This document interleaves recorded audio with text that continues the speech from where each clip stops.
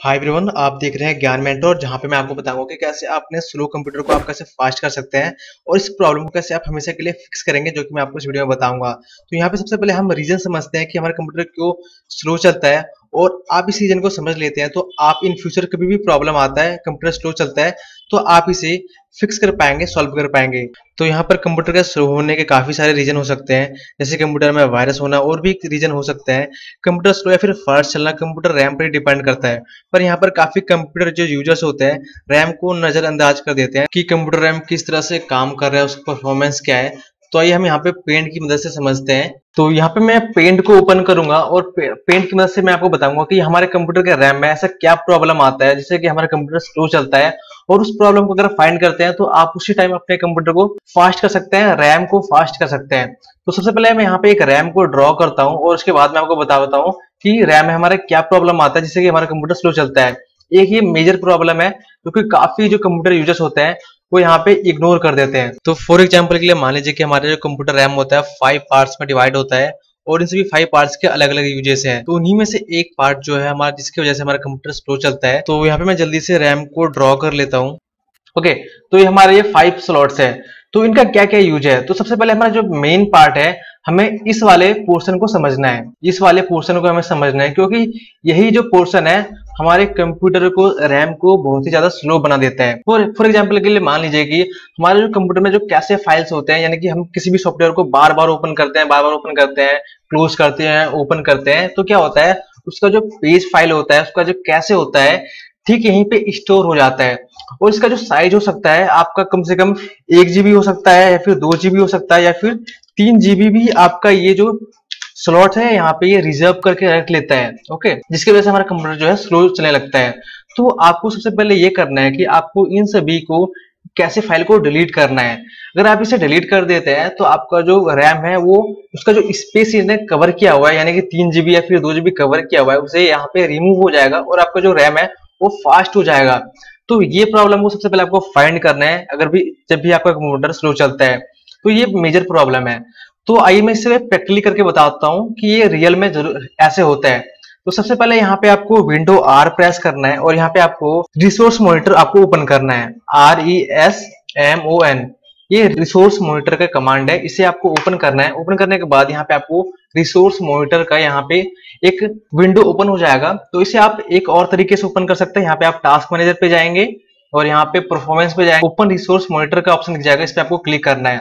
तो यहाँ पे आपके रैम, प्रोसेसर के जितने सारे परफॉर्मेंस है यहाँ पे आपको दिख जाएगा। तो सबसे पहले यहाँ पे आपको मेमोरी पे जाना है, मेमोरी को यहाँ पे टैब को ओपन करना है यहाँ पे, और मैं इसे एक्सटेंड कर लेता हूँ। तो यहाँ पे आप देख सकते हैं एज इट इज वही जो मैंने आपको बताया, जो पेंट में बताया था यहीं पे वैसे ही है। तो यहाँ पे आपको 5 स्लॉट्स दिख जाएंगे, एक है ग्रे, एक है ग्रीन, यहाँ पे है orange, dark blue, light blue. तो यहाँ पे आपके इन सभी के अलग अलग यूज हैं। तो मैं सबसे पहले आपको समझाता हूँ, इसका प्रॉब्लम समझाता हूँ, उसके बाद इसे आप कैसे सॉल्व करेंगे वो मैं आपको बताऊंगा। तो यहाँ पे आप ये देख सकते हैं, यहाँ पे जो ग्रे कलर है 105 MB है, यानी कि हमारा जो सिस्टम है, कंप्यूटर है, यहाँ पे रिजर्व किया हुआ है, इसे आप कुछ नहीं कर सकते हैं, इसे आप एज इट इज ऐसे ही रहने दीजिए। यहाँ पे जो ग्रीन कलर है यहाँ पे है 3 GB। हमारा जो, मैं यहाँ पे स्क्रीन रिकॉर्डिंग यूज कर रहा हूँ, यहाँ पे मैं गूगल क्रोम यूज कर रहा हूँ या फिर पेंट यूज कर रहा हूँ, तो हमारा ये इस स्पेस में यहाँ पे कवर कर रहा है, तो इसे भी एज इट इज आप रहने दीजिए।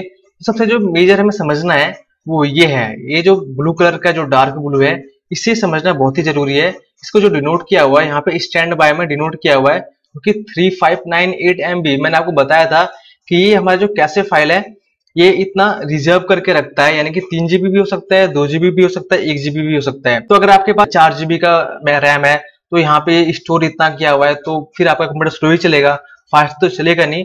तो हमें सबसे पहले जरूरत है कि इसे हमें यहाँ से रिमूव करना है, इस MB को, इस GB को यहाँ पे इसे रिमूव करना है, जिससे कि हमारा कंप्यूटर फास्ट चले। तो यहाँ पे आप देख सकते हैं अवेलेबल कितना है, हमारा 4 GB के आसपास है। कैसे इसे हमें सबसे पहले डिलीट करना है, कैसे फाइल को डिलीट करना है जो कि 3 GB यानी कि 3.5 GB के आसपास हमारे ये कवर किया हुआ है। सबसे पहले हमें इसे रिमूव करना है। अब बात आती है कि इसे क्लियर कैसे करें, इसे स्पेस को क्लियर कैसे करें। तो यहाँ पे हमें एक टूल्स का मदद लेना पड़ता है, जो कि हमें माइक्रोसॉफ्ट जो ऑफिशियल जो वेबसाइट है वहां से वो प्रोवाइड होता है, जिससे कि हम इस स्पेस को, हम इसे क्लियर कर सकते हैं। तो इससे सबसे पहले मैं यहाँ पे रिसोर्स मॉनिटर को मिनिमाइज करता हूँ और जाता हूँ एज ब्राउजर, यानी कि माइक्रोसॉफ्ट का एज ब्राउजर है। यहाँ पे मैं टाइप करूंगा डाउनलोड रैम मैप, इसे आपको एंटर करना है। एंटर करने के बाद यहाँ पे आपको ये ऑप्शन दिख जाएगा रैम मैप विंडोज, इस पे आपको क्लिक करना है।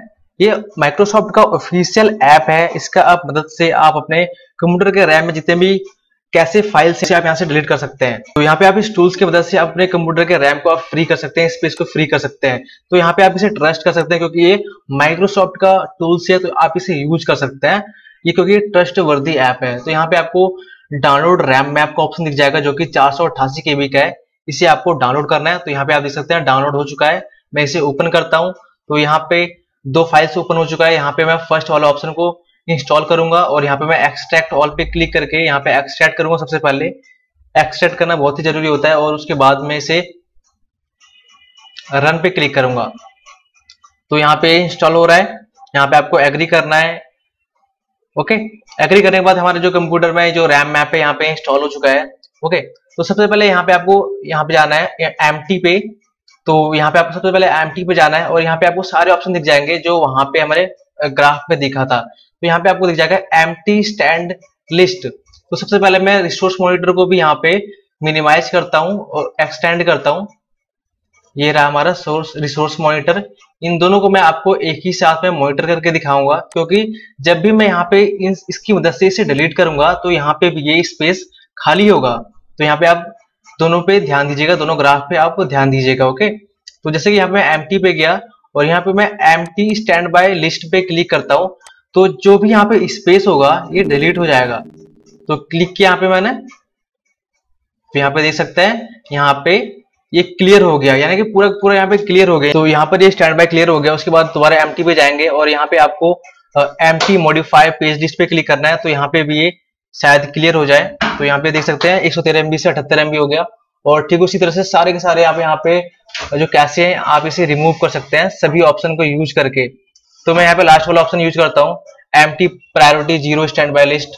ओके, यानी कि सभी को ये 0 कर देगा, सभी का स्पेस यहाँ पे क्लियर कर देगा। तो यहाँ पे आप देख सकते हैं यहाँ पे क्लियर होना स्टार्ट हो गया है। तो आप इसी की मदद से अपने रैम को फ्री स्पेस कर सकते हैं, कैसे फाइल को डिलीट कर सकते हैं टाइम टू टाइम।